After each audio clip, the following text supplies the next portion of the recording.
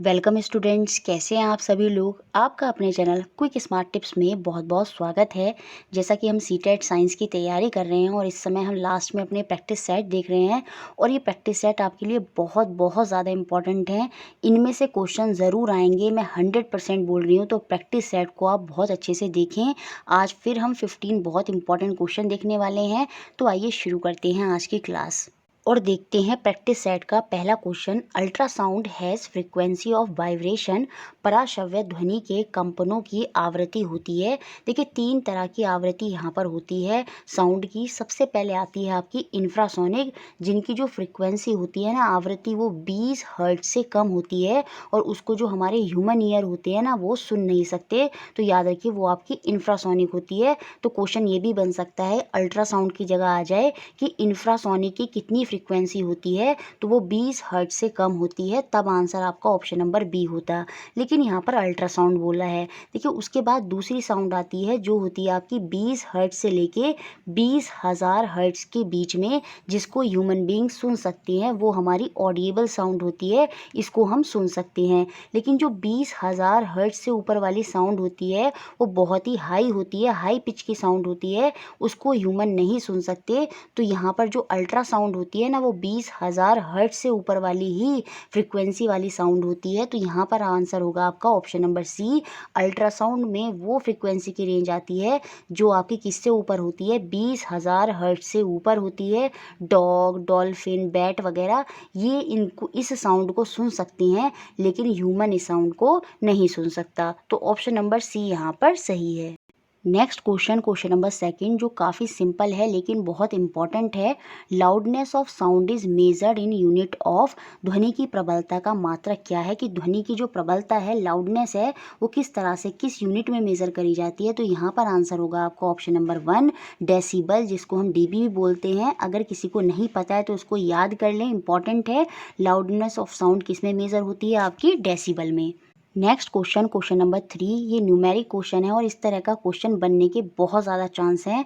An object is vibrating eight 50 hertz, what is it time period. कोई वस्तु 50 hertz की आवृत्ति से कंपन कर रही है, इसका आवर्तकाल क्या होगा। एक फॉर्मूला मैंने आपको याद कराया था। फ्रीक्वेंसी जो आवृत्ति होती है वो क्या होती है, ऑसिलेशन अपॉन टाइम, दोलन बटे समय। दोलन तो यहाँ पर कुछ है नहीं, तो फ्रीक्वेंसी जो होती है वो 1/t हो जाएगी, या फिर ये बोलूँ मैं, टी जो होगी वो 1/f हो जाएगी। तो यहाँ पर आवर्तकाल ही पूछ रहा है तो हम वही करेंगे, t is equal to 1/f। Frequency जो हमारा आवृत्ति है वो हमें पता है कितनी है, 50 हर्ट्स है। ठीक है, अब मैं क्या करूँगी, इसको डिवाइड करूँगी तो ये क्या बनेगा, एक पॉइंट से तो काम चलेगा नहीं, तो 10 हो जाएगा, एक और लगाना पड़ेगा, फिर ये 100 हो जाएगा और 52 जा 100 हो जाएगा। तो आंसर हो जाएगा आपका 0.02 सेकेंड, और ऐसा हमारा ऑप्शन नंबर ए में है। तो ऑप्शन नंबर ए ही यहाँ पर क्या होगा, सही होगा। Next question, question number 4, a boy roll a rubber ball on a wooden surface. एक वुडन का सरफेस है और एक लड़के ने क्या करा, गेंद को उस पर लुढ़काया, जो लकड़ी का आपका सरफेस है। The ball travel a short distance before coming to rest. तो बॉल ने कुछ डिस्टेंस कवर किया और वो रेस्ट में आ गई। ठीक है, अब वो क्या चाहता है कि जो इसने शॉर्ट डिस्टेंस कवर किया है वो ज़्यादा डिस्टेंस कवर करे, उसके बाद रेस्ट पर आए। To make the same ball travel longer distance. रुकने से पहले अगर उसको चाहिए कि वही गेंद अधिक दूरी तय करे, तो उसको क्या करना चाहिए, ये हमें बताना है। Spread a carpet on a wooden surface. लकड़ी की सतह पर कालीन बिछा सकता है। देखिए जब लकड़ी की सतह पे कालीन बिछ जाएगा तो कालीन पे जब आप गेंद को रुकाएंगे तो उसकी तो स्पीड जो है ना और भी कम हो जाएगी और वो बहुत ही कम डिस्टेंस कवर करेगी। तो ये तो होगा नहीं और उसको ज़्यादा डिस्टेंस कवर करना है। उसके बाद cover the ball with a piece of cloth. इससे भी उतनी स्पीड नहीं आएगी जितना डिस्टेंस वो ज़्यादा चाह रहा है। लेकिन अगर वो टेल्कम पाउडर को सरफेस पर छिड़क देगा, उससे जो सरफेस है ना वो बहुत चिकना हो जाएगा, जिससे जो फ्रिक्शन है, घर्षण है, वो वहाँ पर कम हो जाएगी और जो डिस्टेंस बॉल ने कवर किया था वो उससे ज़्यादा डिस्टेंस अब कवर कर पाएगी। तो यहाँ पर जो आंसर होगा आपका ऑप्शन नंबर सी ही होगा। लकड़ी की सतह पर टेल्कम पाउडर छिड़का जा सकता है क्योंकि उससे जो सरफेस है ना वो स्मूथ हो जाएगा और जो बॉल है ना वो ज़्यादा दूरी तय करेगी। बाकी ऑप्शन नंबर 4 भी नहीं होगा। Sprinkle sand on the wooden surface. Sand से तो और भी कम डिस्टेंस वो ट्रेवल करेगी। तो ऑप्शन नंबर सी ही यहाँ पर सही है। Next question, question number 5, which of the following statements is incorrect. निम्नलिखित में से कौन सा कथन गलत है, ये हमें बताना है। Friction act on a ball rolling along the ground. मैदान में लुढ़कती गेंद पर घर्षण बल कार्य करता है। ये बात आप याद रखिए, जब दो वस्तु एक दूसरे के संपर्क या कांटेक्ट में आती हैं तो वहाँ हमेशा फ्रिक्शन घर्षण बल ज़रूर होगा। अब जब एक बॉल ग्राउंड पर रोल कर रही है तो वहाँ पर घर्षण होगा, फ्रिक्शन होगा, जो उसको रोकने की कोशिश करेगा। Friction act on a boat moving on water. जी हाँ, बोट जो है संपर्क में है किसके, पानी के, तो पानी उस पर घर्षण बल लगाएगा। जी हाँ, और उसको रोकने की कोशिश करेगा। अगर उसका इंजन उसको बोट को नहीं चलाएगा तो बोट आगे नहीं बढ़ पाएगी। क्यों? क्योंकि वहाँ पर भी घर्षण बल है। तो पानी में चलती हुई नाव पर घर्षण बल लगता है, ये बात भी सही है। Friction act on a bicycle moving on a smooth road. Smooth भले ही चाहे वो चिकनी रोड हो, लेकिन वहाँ पर भी घर्षण होगा ज़रूर। फ्रिक्शन कभी भी ज़ीरो नहीं हो सकता, वो थोड़ा कम किया जा सकता है लेकिन वो शून्य नहीं होगा। तो स्मूथ रोड पर फ्रिक्शन कम होगा, गाड़ी बहुत अच्छे से चलेगी साइकिल, लेकिन वहाँ पर फ्रिक्शन होगा ज़रूर। तो ये भी बात सही है। Friction does not act on a ball moving through air. यही यहाँ पर गलत है। फ्रिक्शन एक्ट करता है बॉल पर जो हवा से गिर रही होती है या हवा में जा रही होती है, वहाँ पर भी घर्षण होता है। और ये बोल रहा है कि घर्षण नहीं होता, तो यही ऑप्शन गलत है। क्यों? क्योंकि जब मैं हवा में गेंद फेंकूंगी तो जो हवा के पार्टिकल है ना, वो उनके संपर्क में आएगी वो गेंद, और जिससे घर्षण होगा। और आपने देखा है घर्षण की वजह से क्या होता है, वो ऊपर जाती है फिर नीचे आ जाती है, तो वहाँ पर भी घर्षण बल होता है जो उसकी स्पीड को कम करता है या उसको रोकने की कोशिश करता है। जब हवा बहुत तेज़ होती है तो आप बॉल को फेंकेंगे तो वो इतनी ऊंचाई नहीं पाएगी एज़ कम्पेयर टू जब नॉर्मली आप उसको फेंकेंगे। क्यों? क्योंकि वहाँ पर फ्रिक्शन है, जो एयर के पार्टिकल हैं वो उसको रोकने की कोशिश करते हैं। तो ये बोल रहा है नहीं करते, तो ऑप्शन नंबर डी ही यहाँ पर गलत है। Next question, question number 6, during dry weather while combing hair sometimes we experience hair flying apart. The force responsible for this is। सूक्ष्म मौसम में कंघी करते समय कभी कभी हमें बालों के एक दूसरे से दूर उड़ने का अनुभव होता है, इसके लिए उत्तरदायी बल है। तो यहाँ पर कौन सा बल कार्य करता है? यहाँ पर ऑप्शन नंबर सी सही होगा, इलेक्ट्रोस्टैटिक फोर्स, और हिंदी में ऑप्शन नंबर बी हो जाएगा, स्थिर वैद्युत बल। यही यहाँ पर कार्य करता है। होता क्या है, जब हम हेयर को कॉम्ब करते हैं तो जो हेयर के पार्टिकल हैं और जो कॉम्ब के पार्टिकल है ना, वो चार्ज हो जाते हैं। तो एक के पॉजिटिव एक तरफ आ जाएंगे या फिर एक के निगेटिव एक तरफ आ जाएंगे या दोनों के निगेटिव एक तरफ आ जाएंगे।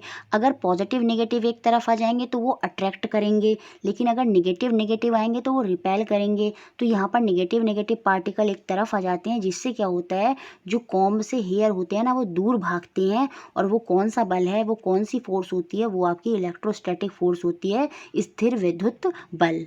Next question, question number 7, two objects repel each other, this repulsion could be due to. दो वस्तुएं एक दूसरे को प्रतिकर्षित करती हैं, यह प्रतिकर्षण हो सकता है किसकी वजह से? ये देखिए, ये इलेक्ट्रोस्टैटिक की वजह से भी हो सकता है। जैसे अभी हमने पीछे देखा था कि जो बाल थे ना वो कॉम्ब से जो है ना वो दूर हो रहे थे, तो ये इलेक्ट्रोस्टैटिक की वजह से भी हो सकता है कि दो ऑब्जेक्ट एक दूसरे को रिपेल करें। और ये आपकी मैग्नेटिक फोर्स भी हो सकती है, चुंबकीय बल भी हो सकता है। जब मैग्नेटिक के सेम पोल नॉर्थ नॉर्थ या साउथ साउथ एक तरफ आएंगे तो वहाँ पर भी हमें रिपल्शन, वो ऑब्जेक्ट एक दूसरे को रिपेल करेंगे। तो यहाँ पर ये दोनों फोर्स हो सकती हैं, आइदर अ मैग्नेटिक और अ इलेक्ट्रोस्टैटिक फोर्स, चुंबकीय बल या स्थिर वैद्युत बल। तो ऑप्शन नंबर डी यहाँ पर सही है। Next question, question number 8, structures present in a cell which is responsible for determination of sex of a baby is. किसी कोशिका के भीतर वह कौन सी संरचना है जो बच्चे के लिंग निर्धारण के लिए उत्तरदायी होती है? बहुत ही सिंपल होगा, ऑप्शन नंबर डी यहाँ पर आंसर होगा, क्रोमोजोम, गुणसूत्र। और ये जो क्रोमोजोम होते हैं हमारे केंद्र, जो न्यूक्लियस होता है हमारी कोशिका का, सेल का, उसके अंदर होते हैं। और ह्यूमन के अंदर 23 पेयर ऑफ क्रोमोजोम पाए जाते हैं, और सिंगल में बात करें तो वो 46 हो जाएंगे, जिसमें जो 22 पेयर होते हैं ना वो मेल और फीमेल दोनों में सेम होते हैं, लेकिन जो 23वां पेयर होता है ना वो मेल और फीमेल में अलग होता है। जो फीमेल होती है ना उनमें तो जो 23rd पेयर होता है वो XX होता है, लेकिन जो मेल होते हैं ना उनमें जो क्रोमोजोम का पेयर होता है वो XY होता है। तो क्रोमोजोम ही होते हैं जिससे जो रेस्पॉन्सिबल होते हैं किसके लिए? बच्चे के लिंग निर्धारण करने के लिए। तो ऑप्शन नंबर डी यहाँ पर सही है। Next question, question number 9, the most conspicuous visible change that occur in boys during puberty is. यौवना आरंभ के दौरान लड़कों में सबसे सुस्पष्ट दिखने वाला परिवर्तन कौन सा होता है? तो वो होता है कि जो उनका कंठ होता है, लेरिंक्स होता है, वो विकसित हो जाता है, वो आगे की तरफ को बढ़ जाता है और उनकी आवाज़ जो होती है वो भी काफ़ी भारी हो जाती है। तो यहाँ पर ऑप्शन नंबर ए ही सही होगा और ये हमने पढ़ा भी है। डेवलपमेंट इन वॉइस बॉक्स, जो स्वर तंत्र होता है वो विकसित हो जाता है, वो आगे की तरफ को निकल जाता है। तो यही सबसे बड़ा चेंज जो है वो हमें देखने को मिलता है। तो ऑप्शन नंबर ए यहाँ पर सही है। Next question number 10, in human being the correct sequence of event during reproduction is. मानवों में जनन के दौरान घटनाओं का सही क्रम हमें बताना है। देखिए, सबसे पहले गैमेट का फॉर्मेशन होता है, युग्मक का निर्माण होता है, मेल गैमेट होता है आपका स्पर्म और फीमेल गैमेट होता है आपका ओवम। उनका फर्टिलाइजेशन होता है, निषेचन होता है उसके बाद, और फर्टिलाइजेशन के बाद आपका बनकर तैयार होता है जायगोट, युग्मनज। और वो जो युग्मनज है ना, गर्भाशय में जाकर क्या बन जाता है? भ्रूण बन जाता है, एम्ब्रियो बन जाता है आपका। तो यहाँ पर जो सही सीक्वेंस होगा वो ऑप्शन नंबर ए का होगा। सबसे पहले गैमेट का फॉर्मेशन होता है, युग्मक निर्माण होता है, उसके बाद फर्टिलाइजेशन होता है, निषेचन होता है, उसके बाद युग्मनज जायगोट बनता है और सबसे लास्ट में आपका भ्रूण बन जाता है, एम्ब्रियो बन जाता है। तो ऑप्शन नंबर ए यहाँ पर बिल्कुल सही है। Next question number 11, aquatic animal in which fertilization occur in water are said to be. जलीय जंतु जिनमें निषेचन पानी में होता है कहलाते हैं क्या? देखिए, दो तरह के एनिमल होते हैं, विविपोरस और ओविपोरस। विविपोरस वो होते हैं जो अपने बच्चों को जन्म देते हैं, जो अपने यंग वन को जन्म देते हैं। जैसे ह्यूमन बींग हो गए, हम अपने बच्चों को जन्म देते हैं, जैसे गाय भैंस वगैरह हो गई, वो सब विविपोरस हैं, वो सजीव प्रजक होते हैं, ठीक है। और एक होते हैं आपके ओविपोरस, जो अंड प्रजक होते हैं, जो अंडों को देते हैं, जैसे मुर्गी वगैरह हो गए, वो अंडे देते हैं, तो वो ओविपोरस होते हैं। तो जो एक्वेटिक एनिमल होते हैं ना, तो वो भी ओविपोरस होते हैं, अंडों को देते हैं, तो याद रखिए वो ओविपोरस होंगे। साथ में जो उनमें फर्टिलाइजेशन होता है ना, दो तरह का फर्टिलाइजेशन है। अब हमारे अंदर जो बच्चा होता है ना, जो फीमेल होती है, सॉरी, उनमें जो बच्चा होता है ना, वो उनकी बॉडी के अंदर डेवलप होता है। लेकिन जो ओविपोरस होते हैं ना, जो अंडे देते हैं, वो अपने अंडे को बाहर, उसको गर्मी देते हैं, सेकते हैं, फिर वो बाहर जाके विकसित होता है। तो वो एक्सटर्नल फर्टिलाइजेशन हो गया। जब बॉडी के अंदर ही विकसित होगा बच्चा, तो वो आपका इंटरनल फर्टिलाइजेशन हो गया, ठीक है। तो यहाँ पर आंसर होगा आपको ओविपोरस विद एक्सटर्नल फर्टिलाइजेशन, अंड प्रजक जिसमें जो निषेचन होता है ना वो बाह्य होता है। एक एग्जांपल से आप और समझ सकते हैं। देखिए, जो फ्रॉग होता है ना, उसमें भी कुछ इसी तरह का आपको देखने को मिलता है। जो मादा फ्रॉग होती है, वो फीमेल फ्रॉग होती है, वो अपना अंडा यहाँ पर पानी के अंदर रिलीज़ करती है, और बाद में जो मेल फ्रॉग होता है ना, वो अपना स्पर्म जो है यहाँ पर रिलीज़ करता है, और वो स्पर्म जो है तैरते हुए कहाँ तक आ जाता है? इस अंडे तक आ जाता है, और वहाँ पर क्या हो जाता है? फर्टिलाइजेशन हो जाता है। और यहाँ पर ये फर्टिलाइजेशन एक्सटर्नल है। यहाँ पर जो फ्रॉग है ना, उसके अंदर फर्टिलाइजेशन नहीं हो रहा, पानी के अंदर ये बाद में होता है, और ये पूरा विकसित हो जाता है, और आपका जो टैडपोल है वो बाहर आ जाता है, और बाद में वो फ्रॉग बन जाता है, ठीक है। तो यहाँ पर ओविपोरस हो रहा है और एक्सटर्नल फर्टिलाइजेशन हो रहा है। तो ऑप्शन नंबर बी यहाँ पर बिल्कुल सही है। Next question number 12, match the hormone given in a column A with their deficiency disease given in a column B. ठीक है, कॉलम ए में तो हार्मोन के नाम दिए हैं, और उनकी कमी से कौन सी डेफिशिएंसी डिजीज होती हैं वो हमें यहाँ पर बताने हैं। देखिए, मैं थायरॉक्सिन की बात करूँ तो ये हमारे थायरॉयड ग्लैंड से होती है, तो इसका सीधा संबंध हमारे गले से है। और गले में कौन सी बीमारी हो जाती है? ग्वाइटर रोग हो जाता है। तो पहले जो ए है वो तो आपका थर्ड से जाकर मैच हो जाएगा। इससे कौन सी डेफिशिएंसी डिजीज होगी? ग्वाइटर हो जाएगी, ठीक है। उसके बाद ग्रोथ हार्मोन, जो वृद्धि हार्मोन होते हैं, अगर वो सही से रिलीज ना हो तो क्या हो जाता है? तो आपका ड्रॉफिज्म हो जाता है, बोनापन हो जाता है। तो सेकंड का बी का क्या हो जाएगा? आपका 4 हो जाएगा। उसके बाद अगर मैं इंसुलिन हार्मोन की बात करूं, अगर ये सही मात्रा में रिलीज नहीं होता तो क्या हो जाता है? तो डायबिटीज हो जाती है, मधुमेह हो जाता है। तो सी का आपका सेकंड हो जाएगा।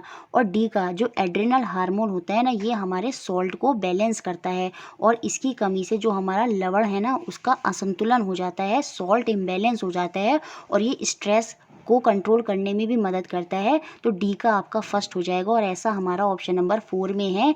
ए का आपका थर्ड हो गया, सेकंड का आपका फोर्थ हो गया, सी का आपका क्या हो गया? सेकंड हो गया डायबिटीज़, और डी का आपका फर्स्ट हो गया। तो ऑप्शन नंबर 4 यहाँ पर बिल्कुल सही है। नेक्स्ट क्वेश्चन नंबर 13, जो कि हमारा पेडागोजी से है।